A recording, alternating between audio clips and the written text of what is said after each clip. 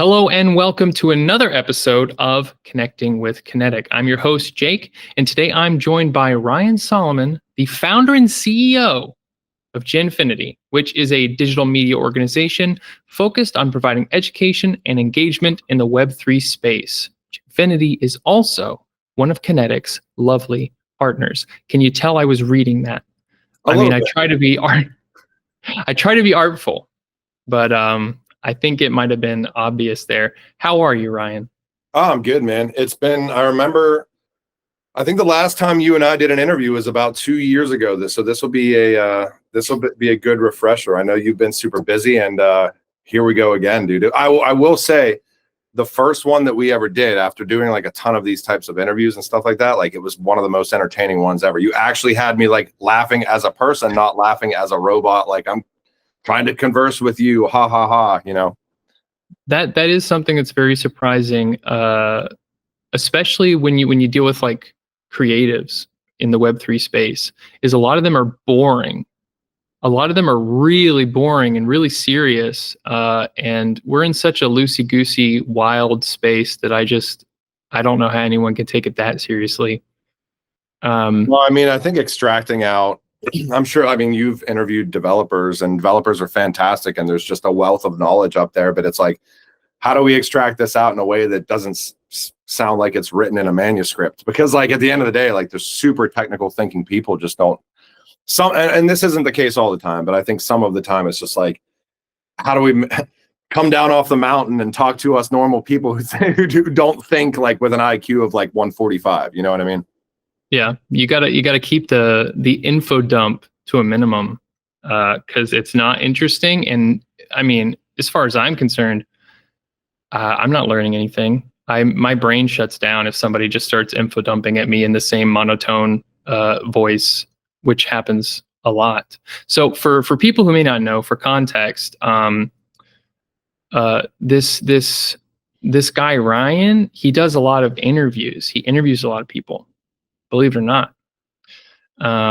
So before I just turn this into an interview about interviewing, I'm going to ask you one Flare related question, so we can go ahead and tick that box. How do you feel about the Flare network? Yeah, I mean, I think it's really interesting. I feel like when you see, obviously this kind of hits close to home. I kind of started all my content and everything else from within the XRP community, at least after the normal story of I was in the bull run in 2017, and it went up and it went down, and then I decided to research and all that crap. Like, I think Flare was interesting, obviously, because just the association with, kind of the airdrop aspects with, that tied itself to XRP. And then you kind of see, the delegating aspects and the claiming aspects, and we're in a bear market and price isn't doing what. It's always amazing to me whenever people are like, price is doing bad, the technology must be horrible. Price is doing good, the technology is great. And it's like, at the end of the day, like, these things are a little bit kind of ridiculous if you look at this space in this way.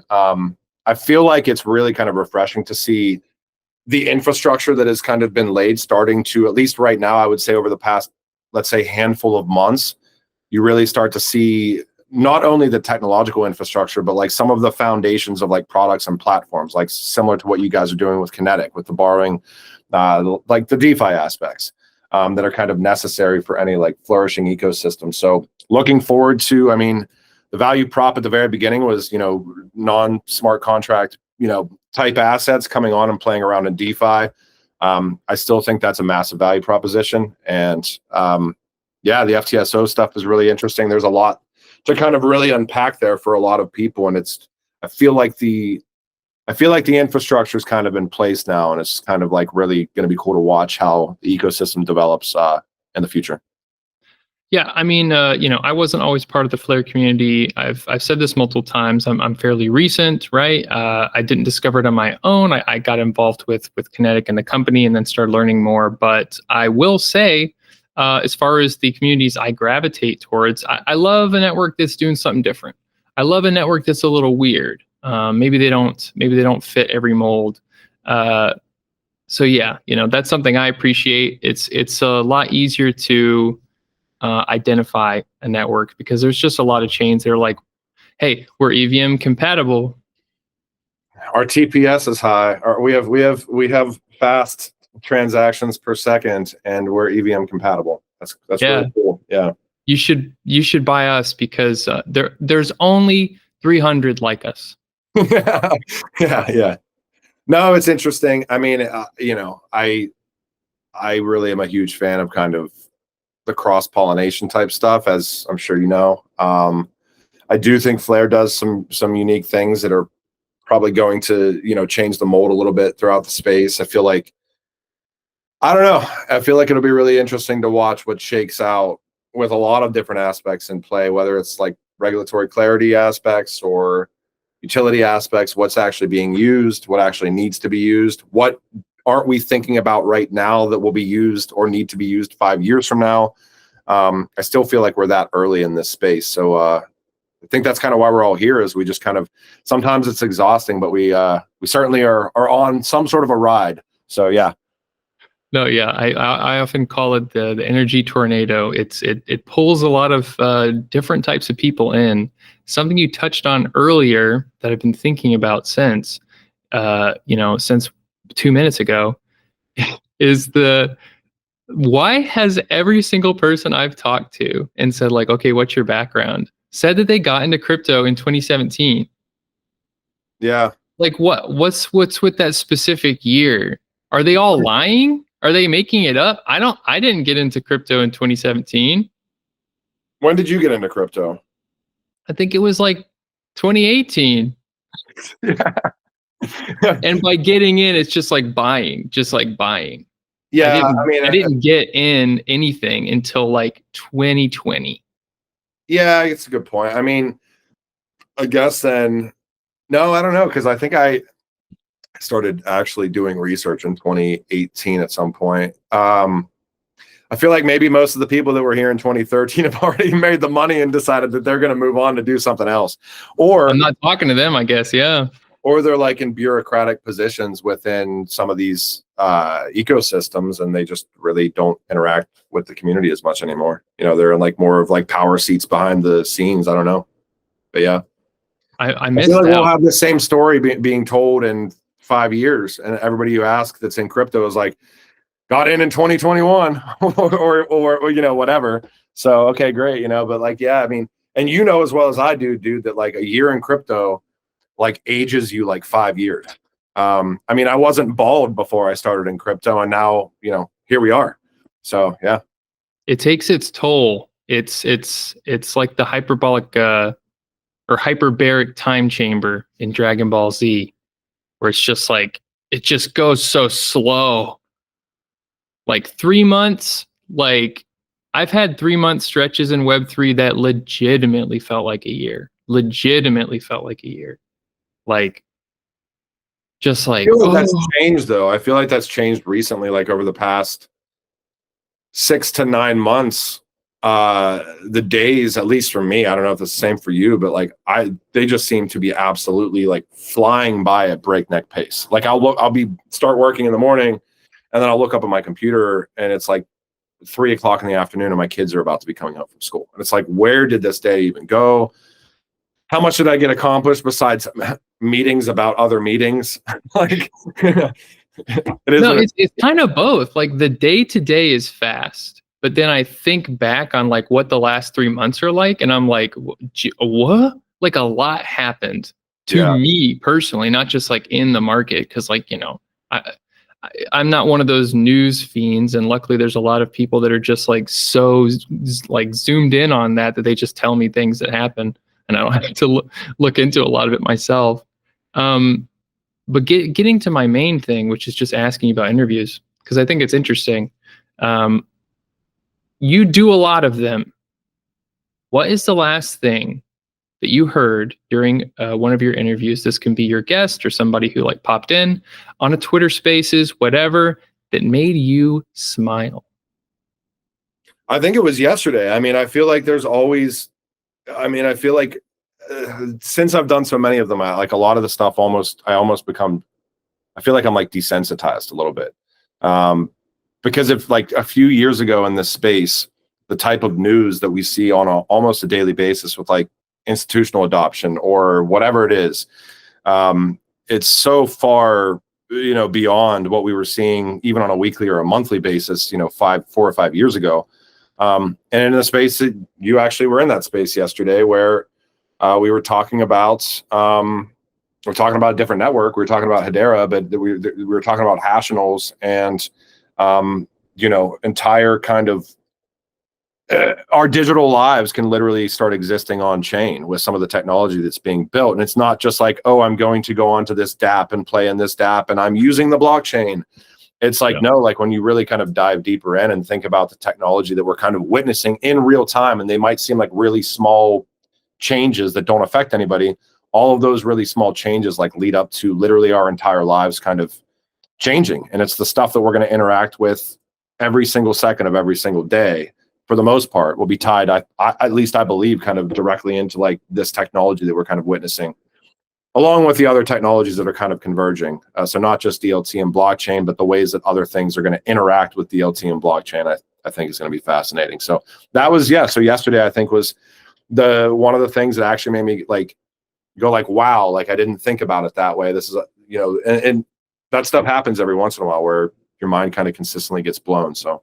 Right. You get reminded that like the end goal of this whole thing is well, if you care, the end goal of this whole thing, if you care, is not to make a bunch of money, but to be there. Maybe you're going to get profit from being there, but to be there, before electricity's integrated, right? Electricity was discovered, but it took a long time for that thing to be useful. It took even longer for it to get to the point where it's just like, okay, I want power. I'm going to plug something in.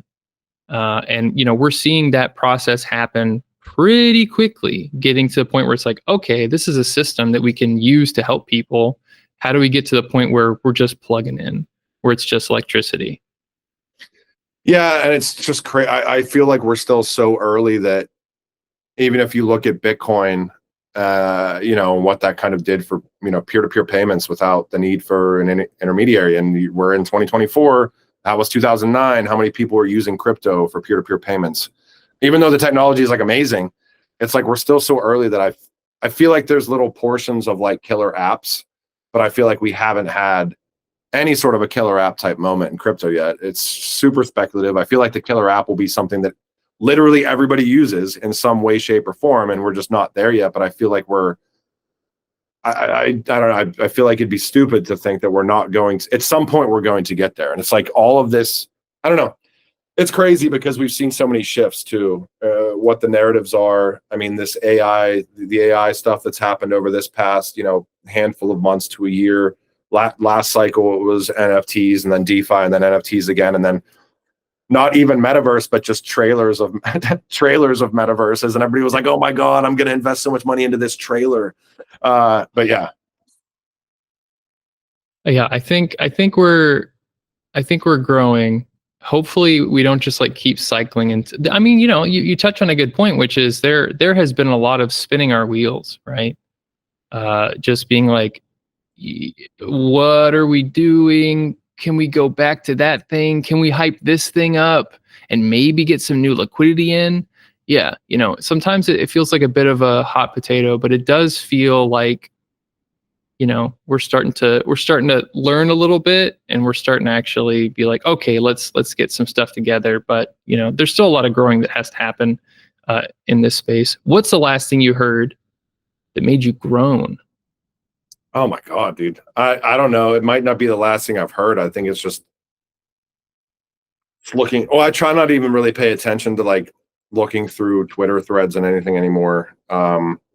I will say I think it's kind of ironic that we always like all the stuff that we do is on Twitter and X, and I know that this interview is going to go on X, and it's like we're all in Web3 at kind of the forefront of innovation and technology, and we are on the most Web2 platform that we could ever be on talking about it. I think it's just in general, I don't know, like I feel like I've kind of intentionally, like maybe a year ago, blocked out all the stuff that really made me groan.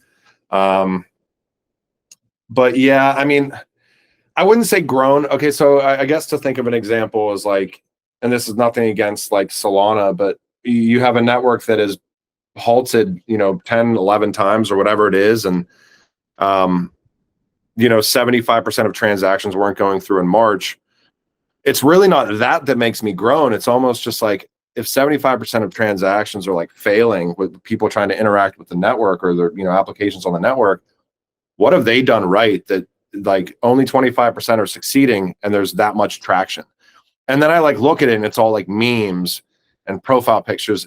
And I'm not going to be one to say fight against trends, because I think that's just, I know a lot of people just have a moral basis and they're like, this is stupid. I'm not going to get like, that's fine if that's what you think, but you're literally fighting against a trend of what is proven to be, succeeding in a certain ecosystem. I don't know. I feel like a lot of this space is sometimes paint by numbers, and it's like you mentioned before, it's like every ecosystem being like, we're EVM, use us because we're us. And it's like, if you're unique and you have a value proposition, there's kind of like these paint by numbers of like how to succeed. And it's like, I'm just surprised more ecosystems don't go that route. I'm not saying the meme coin route. I'm just saying in general, like looking at networks that have issues, but that have had massive amounts of traction regardless of the issues. But then you have networks that have massive amounts of use case or like perceived utility, and the traction level is like way down here. That still like surprises me to this day, kind of. So Yeah, I mean, they leaned heavily into what are people actually doing on blockchain now. yeah, That's their entire thing. It's just, what are people actually doing right now, and what that is, let's just only focus on that. yeah, Only get people in on that. and that's like meme coins and PFPs. I mean, at the end of the day, right? I mean, that's kind of what the focus was. I'm sure, I know there's a ton of other stuff over there, but it seems so stupidly brilliant that was the focus. It's like, hey, let's take what people are actually using and just amplify that. But I still feel like real world products and the non kind of sexy products out there, like you think about the ways that traditional like lending products and things like that interact, and then you bring DeFi into the mix and you kind of make everything decentralized, more efficient, more streamlined.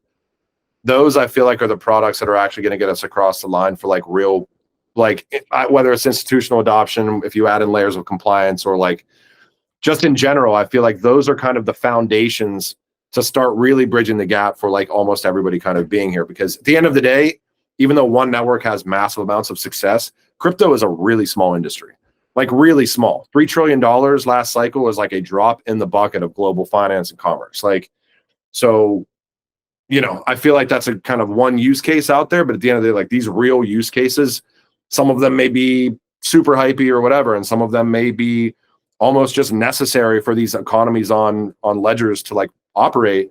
That I feel like is the latter, is I feel like what we kind of get across the finish line with. So yeah, it's a little sad to see, but it's also like, yeah, this is what most people are actually doing.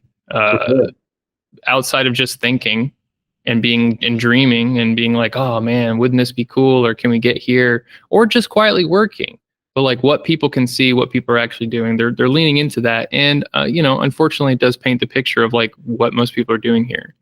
It's not as noble as some would have you believe. I'm sure. I mean, this is not just one ecosystem. This is all ecosystems.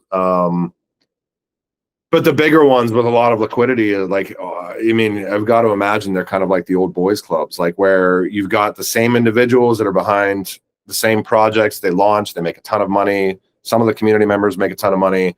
Then they move on to the next thing. It's like, that's why I'm always interested in like the TVL thing, where it's like total value locked. And it's like, okay, but how much of that total value on a network is totally illiquid because, there was rug pulls, or how much of it is even being like used? I don't know. I just feel like I feel like in this space, we like invent metrics of value that if you really dig in, it's like, is there real value within that metric? Certainly a portion of it, but you can't just have your cake and eat it too, right? At the end of the day, like there's real stuff going on, and then there's like a lot of loaded up stuff that kind of gets baked in, I feel like, a lot of the time. So Yeah, there's a lot of ways to fudge the numbers. And if you have certain metrics that people are using as like, okay, this means you're successful, people are going to find any way they can to fudge it, to pump it up, to inflate it. We're definitely not at the point where we're focusing on like accuracy. It's a lot of measuring and comparing against other people with numbers that don't really paint much of a picture or matter. or matter really at all. Right? Like, they're almost like arbitrary. Like if people are using something in it, all that people literally care about is that, most people, and you should look at that network we talked about as an example, is that they're using something. It doesn't even necessarily have to work. like 75% of the time, it doesn't even have to work. If there's money to be made and if they have fun engaging with stuff, I mean, I guess that's, fighting against that is just kind of like a really arbitrary, like, thing to do. I mean, it doesn't even make sense, right? But again, I feel like the paint by numbers thing and like using these things as examples, but then like injecting them into like actual utility that might create more of a foundation. Because if we're just going to like I said, I think fighting against trends doesn't make sense. However, if we're just going to keep doing the same thing with like meme coins and the next hottest thing, then people should stop complaining about, these massive pumps and cycles and these massive dumps and 3-year bear markets, because it's going to keep happening if that's what we're doing. You got to start building up the foundation like more and more and more and more. So, yeah. How are you going to expect stability when the stuff you do and participate in has none? It's all about quick returns, funnel it over, go to the next thing, push it over, flip it. Yeah. It's a weird time, but you can't say Solana's doing everything wrong. It's just no. they have specific goals, and I think there's a lot that we can learn from that. But yeah, unless the entire value proposition of blockchain is made up and a lie, I would say that they are not going to have this forever. We would hope. And maybe even some people at Solana would hope that it's not forever. I doubt that they think that they can just keep this going forever. I mean, you get little inklings of what's actually going on, though. I mean, and I forget. I know that there was a big flare announcement like over the past couple of weeks. It was like really like, oh wow. And I wish I had it pulled up right now. You got me on this one because usually I do the due diligence before I host interviews. But I was being interviewed, so I'm like, I'm going to literally do zero planning for this. Good. But I know, like, you see like traditional entities that I don't feel like are just dipping their toes right now. I mean, think about getting across the line, like what Quant just did with the regulated liability network in the United Kingdom. That is massive. I mean, they've got HSBC and Citi and UK Finance, Bank of England, I believe, like has ties into that. Like, there's trillions of dollars that they're going to be like sitting parallel with at this point in time. And it's like, I think the thing that I always think about is like, and maybe it's just from the old research I used to do, but looking at like these traditional entities and banking and infrastructure and all these things, they operate so slowly to do anything and to go live with anything, even if it's the first experimental kind of infrastructure player here. And that took probably 4 years to get to. But this is where we're going. Everything gets digitized. Tokenization is 1,000% going to change the world. I fervently believe that like the majority of assets on this planet at some point in time get tokenized and get represented on these ledgers. It's just the way that we're going. And I think that you're going to really start to see like the CBDCs, like maybe it's not CBDCs, maybe it's like bank deposit backed stable coins, whatever it is, that get across the line first because of like the regulatory clarity, like all of this stuff. And I really do believe it's going to be within this decade. Like you're going to start seeing tier 1 nations go live with like some form of digital money. Like, and it's not just going to be like a couple of the exotic nations that we've seen go live. Like that's going to be kind of really eye opening for like the mass populace. And then you get into like, okay, what the actual mass populace starts looking into what networks might be kind of involved with this. And then they start looking into, oh, what can I do, as far as like with my finances on these chains, what infrastructure is built out? Like what you guys are doing with Kinetic, what borrowing and lending products can I, interact with? What's the yield that I would get through my bank? Like I'm hoping that it starts opening the doors for people to try to educate themselves financially. Maybe I'm putting too much stock into the 99% out there, but you would think that there's going to be some overlap there. And yeah, I mean, I really do think like this entire world is changing and it's all getting digitized, and DLT, blockchain, it's just the next kind of iteration of where we go. Well, I mean, it's evident, and I think it will only become more evident that there is a massive amount in the traditional business, traditional finance world, a massive amount of waste, fraud, and abuse, especially in medical field. And I mean, my dream, what I want is to just, find a way to identify and eliminate those pockets, because, when we talk about wealth inequality, a lot of it is just somebody withholding information on how much they actually have, what they have, or what they don't have. So if you can start actually identifying what people have, where assets are, where they're moving, actually, I think that's going to clear up a lot of stuff, because money matters. That's what politics is run on. That's what the world's run on. And honestly, there are so many ways to get around being clear about goods and services, how money's flowing where, and politicians trying to make it easier and easier to kind of like hide that kind of stuff.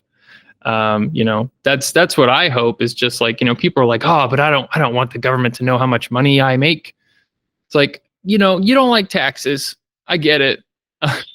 but if we're going to get to a point where we, maybe can see how our taxes are being used, maybe that's an argument for you. Like we need more clarity. Yeah, I mean, it's a give and take. I mean, I'm certainly kind of a privacy like advocate, but there's layers of it, right? I mean, and I think at the end of the day, this is kind of where you're going to start to see some of the technology start to converge. I mean, like the zero knowledge stuff is really interesting.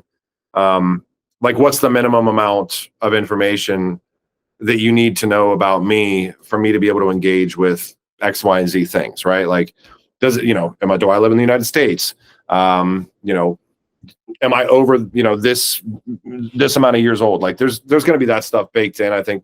And I think privacy is necessary, like in a way, when it comes to like politicians and people that have been voted in by the citizens, like of their, nation or state or whatever it is. I feel like any funds flowing through that stuff should be 1,000% transparent. But when it comes to like banking entities, and even when you think about like the ways that brands, like big brands like Nike or Reebok or whoever, are going to start to interact on these ledgers, like their data is their kind of their like livelihood, right? So like that data is going to probably still remain private in a lot of different ways. And I believe that data starts interacting on chain as well, like obviously. So I think it's a give and take. I feel like you're going to have levels of it. I would hope that at the citizen level, if we start interacting with digital currency, like a government issued, fiat, like digital fiat, like, CBDC, whatever, that's it basically represents like digital cash, and that there are 1,000% still levels of privacy there, because if there's not, I'd be really kind of scared about where we're going. But yeah, I feel like it's a give and take. It'll be cool to watch how everything kind of converges. And again, this is why I feel like we're still so freaking early, because the privacy discussions, even though they've been going on forever, they've been meaningfully going on probably really since the CBDC stuff started kicking up, because then people started thinking like, what does it mean if a nation state can just have total viewership of every asset that I own?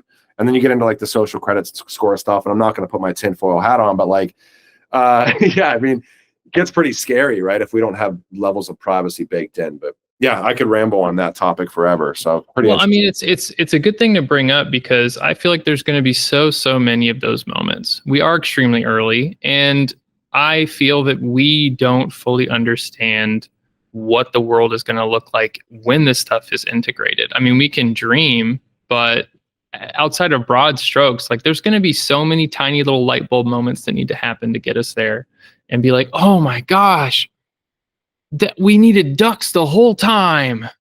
Who would have guessed? Yeah. Oh, everybody's got to have a duck now. Like there's going to be like weird things. It's like, well, of course we're going to have a privacy token. Of course we're going to have a KYC token. That's going to be baked in. It's been baked in for years. Of course, there's going to be so many of these little things that everybody will start taking for granted that we had no idea we were going to need. Yeah. And I mean, I know, like, I think you interviewed Santiago, one of those previous ones, and he kind of comes from a similar community and everything else. But what he's doing with XDeFi is really cool and interesting. It's like taking it on a totally different spin. You think about KYC or KYB and all the things that are going to be necessary, and you think about the zero knowledge stuff and what's baked in. And that is another example. You asked me of an aha moment that I had when I had and this wasn't, we didn't publicly film this interview or anything. I was just kind of BSing with Santiago for like a 30-minute call or something. And he was kind of showing me not just what's been kind of out there in the wild, but like a couple of different use cases and the way that this thing started to work. And then I drew, I'm like a very visual person. So I started drawing stuff down and I'm like, oh, it's kind of like this. And he's like, exactly. And I was like, that's really cool. So, I mean, I told literally in this interview, there's nothing of value that I just said because everybody's gonna be like, you literally said nothing, but it's really cool what he's building. And I think it number one, like we think about some of the problems that exist right now with the ups and downs of these markets. I think he's trying to solve that, which is really cool. And number two, from the compliance standpoint, that's really cool how he's kind of tackling in that the compliance and the governance standpoint. It's really cool how he's kind of tackling that too. Yeah, we aim to approach elegance. We've got these systems that are managing information, and getting to the point where it's a no-brainer. It's obvious. Everything's already been figured out. It's going to take a long time, but not only is there a lot of money into it, but like people are very, very individually motivated to solve these problems. People like Santiago, people like Patches. They haven't that inner drive. Like I just want to fix it, which is something that's really inspiring about this space. I'm not that kind of person at all, but I love those types of people. Speaking of people that we don't love. Is there a specific type of person in Web3 that just annoys you? I don't know. I mean, not like a guy, not like Tom Derrick. Like I mean, just a type of person. I can't stand Tom Derrick is awful. Let's be legit. But no, I mean, at this point in time, I'll plead the fifth on that one. I feel like I've been here long enough, and there's certain types. I don't think it's people. I think there's certain types of themes that I see that just kind of bug me, but I don't know. It's like if I let stuff bother me let me turn my camera back on here. I'll tell you one theme. I'll tell you one thing. Tom Derrick is just the worst. Tom Derrick is the worst. I don't think it's people. I think it's like maybe like themes that you kind of see that drive a lot of engagement and things like that. But at the end of the day, like, and I've definitely kind of went down the warpath before on that stuff, but I feel like I've really kind of taken a turn over the past handful of months here and like, just really I don't know. The more that I focus on that stuff and let that stuff get to me, honestly, at this point, it's like, that's affecting nobody else besides me. Like, you know what I mean? So like, if I see themes that like piss me off, I'm like, oh, Tom Derrick, you're at it again. He's at it again. Yeah, like it's just best to just ignore it and just to move on and just try to do your own thing and operate in your own lane. At the end of the day, that stuff is going to hash out anyways. And what ends up happening is people realize that, BS narratives are BS narratives, and they end up getting pissed off and moving on by themselves anyway. So it's like there's really no need for other people to kind of amplify it, because I'm sure you've seen this too, like engaging with nonsense and sharing it and fighting against the nonsense literally just gives more eyes to the nonsense itself. And it's like, okay, yeah. I literally did the opposite thing that I was trying to accomplish here. So. Oh yeah. No, I mean, people freak out about like, oh, you blocked me or blah, blah. It's like, bro, like, you're not entitled to my time and attention, man. Yep. Like, I don't need a reason to not engage with you. Sorry. Like, sorry, like what do you want? What do you just want to like be able to bother me constantly? Like doesn't do anything.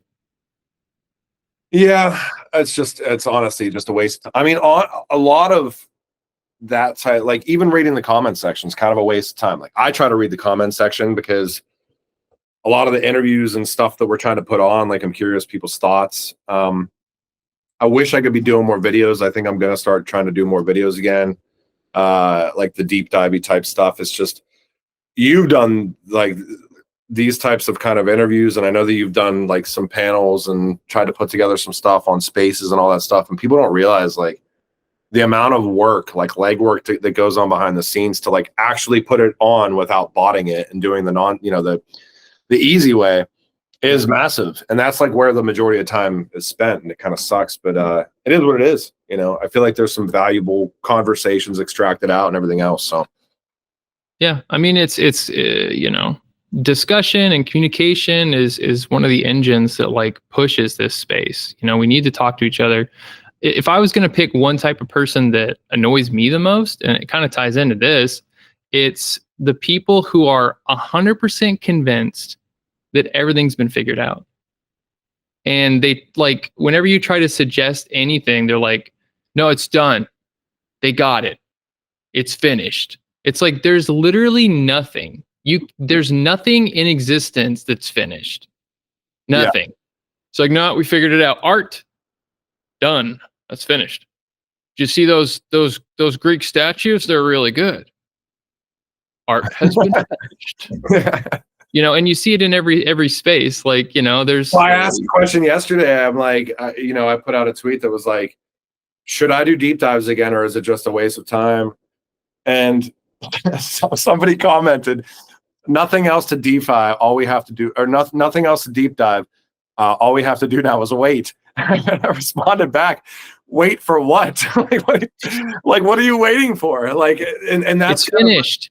That's a thought process of like, I mean, look, I have nothing against, if you think that a $10 or a $100 or $1,000 investment into something is going to automatically turn into millions of dollars because of some magical flip being switched, good for you. But just the comment that was like, there's nothing more to research or deep dive. All we have to do now is wait. So I'm just going to sit in my basement and just be like, that's it. Work's done here. Bro, honestly, that is a rare moment of honesty from that guy, because a lot of people will say like, oh no, I'm big into research. I look at all this stuff and I take in all this information, but most people are like, I picked that one because I liked it. And, I'm going to spend the rest of the time just justifying and finding reasons why I picked that one and I liked it. I remember 2018, might have been late. It was late 2017. And it was like right when I got into crypto, I bought Cardano, I bought ADA at like right when it launched. I think it was November of 2017. And it was like 0.006 cents. And I was like, I like the name of ADA. And it didn't really do anything like in that cycle, but the last cycle it went to $2 and whatever. And I like sold it all like in 2018. But I mean, that stuff happens all the time. I mean, I'm sure even being here, like, or I think you said like a handful of years at this point, like, I'm sure there's situations like that where you're like, oh, maybe I should have held on to that one. Like that stuff happens all the time, Yeah. I feel like this whole space is a big FOMO thing too, where like the buy the dip thing, I think is interesting too. Like that narrative. I feel like after being here for like however many years at this point, like 6 or 7 years, like I commented on underneath somebody's post a couple of days ago, and everybody does things differently. So not saying that, people shouldn't buy the dip or should buy the dip. I don't really care. It has nothing to do with me. But like I just commented underneath, I'm like, I bought the dip in 2022. Because at the end of the day, like the goal here should be to maximize opportunities and literally not give a crap about these kind of crazy volatile things that are going on, like, and just kind of sit back and like if you can make those moves like at kind of near the bottom moments and just wait. I think a lot of people will be much more kind of calm in this space, and you wouldn't see all the emotions just flooding Twitter. because that's what Twitter is. It's not necessarily the town square for crypto. Like, it's the town square for emotion, like public emotion. Like, it's the pinup board in the insane asylum. 100%. I know we didn't talk about coming it for yet, but me. I mean, we're looking forward from Genfinity's standpoint to bring you guys on. I know we didn't really talk about the cross-chain spaces or just kind of the continuity plays here, but I mean, that's been kind of a real focus, I guess, for those that don't know what Genfinity is. We started with kind of some, run the gamut kind of research reports at the tail end of 2020. Was it 2022? With like Crypto Airy. I'm sure a lot of people in Flare and XRPL know Crypto Airy. Santo, I always mispronounce her Twitter handle, but Airy's amazing. With her and Tokenizer, who I'm sure a lot of people know Tokenizer, and Santiment, Darren Moore Jr., who helps us out with a lot of stuff. I forget what portion I was writing in that. Kind of naturally transitioned into like the spaces stuff, and we kind of built out the platform for articles and press and getting back into videos now. And we do kind of we work with a few layer ones directly, obviously. F0, Hedera, Constellation. We work with you guys now, obviously, and the goal here isn't for us to really shill anything. It's to create opportunities to highlight what's being built in the technology. So by default, when we have you guys on, whether it's a DeFi panel or whatever type of panel that we're kind of putting together across ecosystems, or maybe it's a unique one for a big announcement, by default, the Flare network's going to get highlighted, which will be cool because we haven't really done a lot of Flare spaces yet. And same thing with Kinetic. And just looking forward to it. We've done, I think, 150 podcasts in 2023. Ooh. And we've talked to a ton of ecosystems. We kind of by default try to do that because I feel like growing the pie and just having people kind of sit at the table as the value proposition and create real conversations is important in this space. And that'll be the focus. So, yeah. Right. I mean, if you're actually building things, you don't want just people to FOMO into a token, right? You want people to use your platform, and to use it, unless it's like just selling the token, they have to understand it. Getting education out there, and also, tapping into and building an audience of people that care, that are excited to learn more, that don't think it's already solved already, and why are you guys even bothering? Because come on, it's obviously Glorbo chain is going to be at the end of this. Yeah, where are my Glorbos at? Yeah, and I think it's interesting. Like, I mean, you and I both come from the Hedera community and ecosystem too, and I feel like we'll probably start seeing more and more synergy with not necessarily like the technology, but the way that things are built and the way that things are like built successfully, where a lot of the things that have been built successfully on that network, I feel like come from real builders who just wanted to build things that almost like that they would want to use. And there's like different iterations where like we can both probably remember that there's been multiple wallet iterations, and now there's still multiple wallets and they're all great. But I feel like if you look at like what Hashpack has done on Hedera, I mean, it's very user centric. It's like, how are the users engaging with this wallet and our platform? And let's inject in an easy way for people to trade NFTs on top of that, or let's inject in DeFi aspects right within the wallet, and kind of, it's a very partnership centric kind of network as a whole. And I feel like I would imagine we'll start seeing similar things on Flare with like different products kind of cross-pollinating, and co-opetition is also healthy as the network's growing. I think that all these things are like really excited and like necessary. There should be multiple options for wallets. There should be multiple options for DeFi. The more choices that users have, the more users are going to come on the platform and actually use them, because this space isn't a one-size-fits-all thing with the technology that's being built. Every person interacting has different social status, different financial status, different ways that they engage, different things they want to interact with. And at the end of the day, we talk about programmability in crypto and blockchain all the time. And I still feel like we're really early in that regard. But I feel like the networks that are going to be the most successful are the ones that have that choice for the users that come on, and that really care about user experience. And there's just options across the board. So No, I 100% agree. And something else that bothers me is, I used to write plays. I come from a writing background, and something that would be said all the time, especially when I was in school, that would just drive me up the wall is like, but what if someone steals my idea? An idea has no value. I'm sorry. It has no value. Yeah. Until you make it into something, it has no value. I do see people who are like, well, maybe we just have one. Maybe we just have one wallet though. Uh, and it's like, no, like part of it is you shouldn't even think of it as stealing, right? If someone takes your idea and made it into something really cool, you shouldn't be like, oh my gosh. First of all, you probably weren't going to do it. We should have patented it. Yeah, well, yeah. If it was really that great, you should have like made some kind of thing and patented it. The process is to protect it. But if we all work together and we're all stealing from each other and just like, oh, well, that feature is good, I'm gonna adopt that. Like, oh, that seems to be getting users. Maybe we'll try that.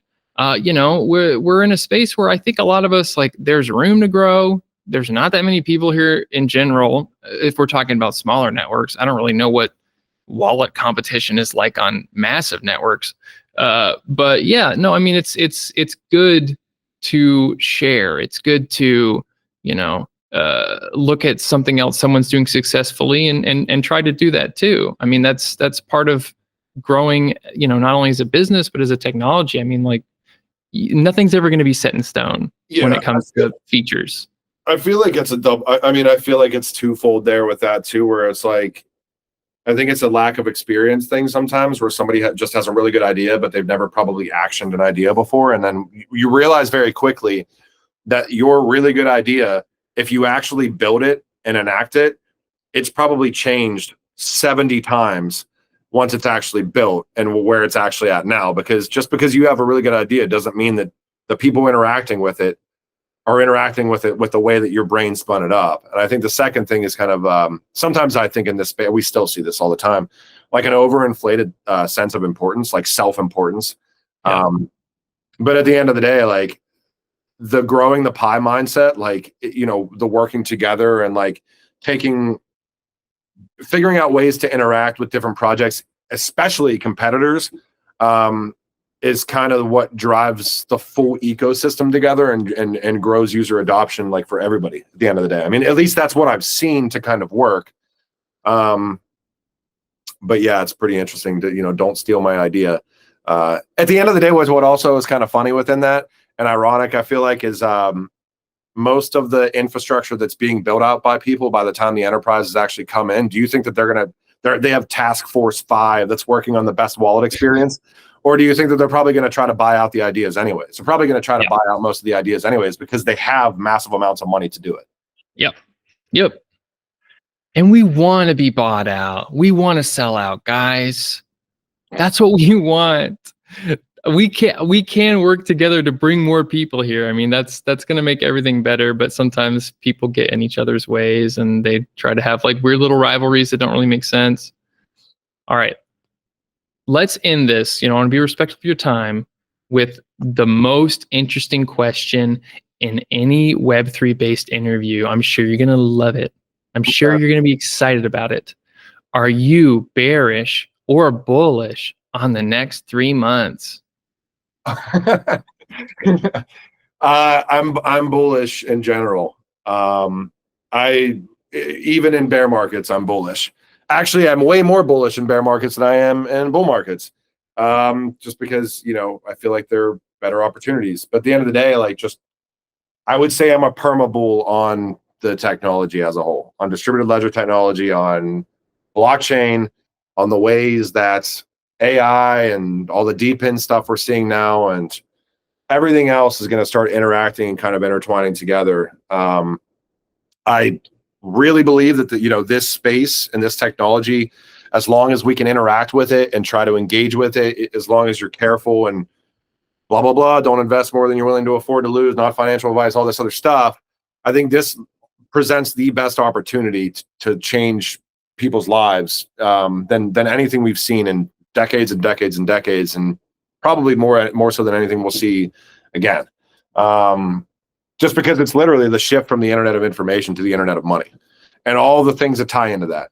So think about what the internet did and add in value to it, financial value or data, even like data, the ways that the data interjects and monetizing. Like we could have these conversations for hours. Permabull, yes. In general, believe in the technology.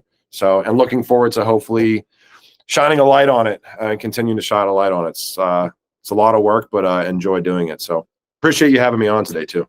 Of course. And what a great moment to end on. I am also bullish, though when the actual bull market happens, I get scared. Yeah, I mean, that I guess is we all consistently learn lessons in this space. I don't know, man. When things start getting really been here, this will be my third one. Assuming we're in a bull market, some people think that we're crashing to $7,000 and there's going to be some black swan event tomorrow, but maybe that does happen too. When I think we talked about this yesterday in that space, where when people stop getting afraid and think that this time really is different, is the exact time that you should start thinking about getting out, or at least piecing your way out of this market, because we've seen it a couple of times. And it happens to everybody. It happens to me. It'll happen to you. It'll happen to anybody that's participating in this space. You'll start doubting yourself, being like, "Oh my God, we could be going way higher." Like Jake Johnson. The euphoria takes over. Jake Johnson, that guy that I hate, he was totally right about it all. Yeah, but I mean, I appreciate the time, dude. It's been a pleasure as always, and let's not wait for another 2 years to do the next one. Good luck with Kinetic. These interviews you're doing in the Flare ecosystem are fantastic, and I'm looking forward to seeing more of them, man. Well, thank you. I'm also euphoric. I hope the people out there are euphoric too. This has been another episode of Connecting with Kinetic. Hope to see you again next time. I'm talking to the audience, not you specifically. I hope to see you again at some point. You know, I'm really good at ending these. I could teach a class. Yeah. All right. Thanks, everybody. Hope you enjoyed it. I certainly did. Tune in for the next one and see you on the blockchain. That's a horrible sign off. What's see you on the blockchain?